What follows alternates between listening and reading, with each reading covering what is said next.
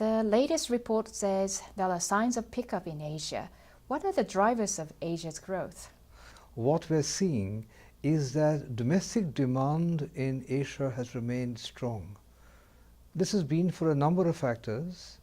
Certainly, financial policies are accommodative. We have low unemployment. We have spillovers from a pickup in growth in China. But I would say this, we are seeing greater regional trade in final consumer products that shows that rebalancing is taking place in Asia. The report also points out that the risks are not insignificant and they're also changing in nature. Can you tell us more? Asian economies are highly integrated in trade.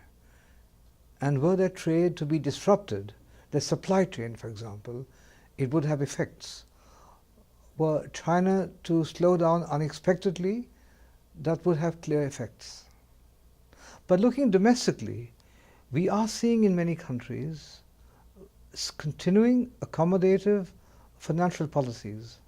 We are concerned that this is leading to higher asset prices and concerns from credit ratios in many economies. I should not overdo this because, on the other hand, Asian corporate and banking fundamentals remain very strong. Fiscal policy to support sustainable and inclusive growth is important, but it's easier said than done. How should developing Asia deal with public spending reforms? There is room to improve the efficiency of public spending in many countries in Asia. For example, look at many ASEAN countries.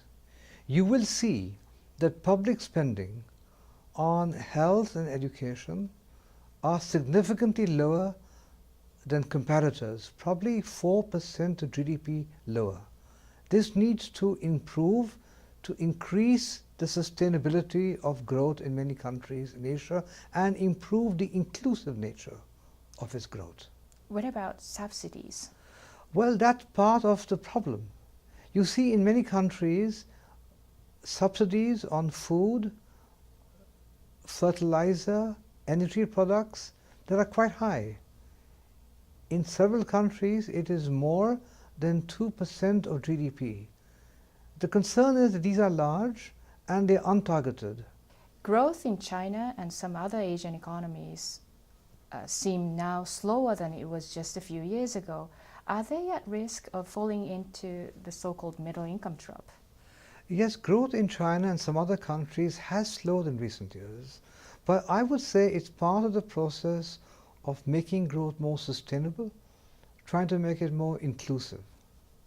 Now, there are concerns of a possible middle income trap that have come from other countries in other regions.